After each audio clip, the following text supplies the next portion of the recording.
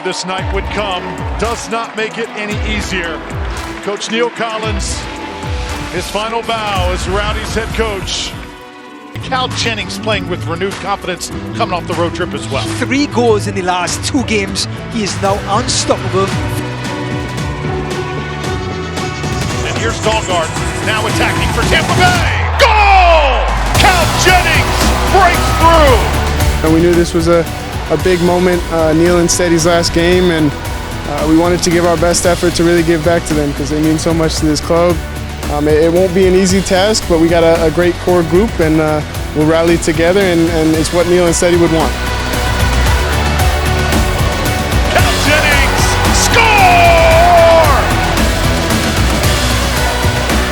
And Dahlgard putting it back.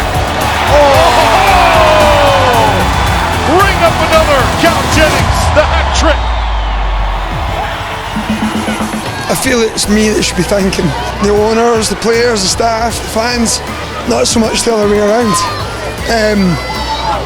It's been a pleasure to be here. The opportunities, the support. I feel it's like the players, is ultimately, it's the players that have brought it all to life.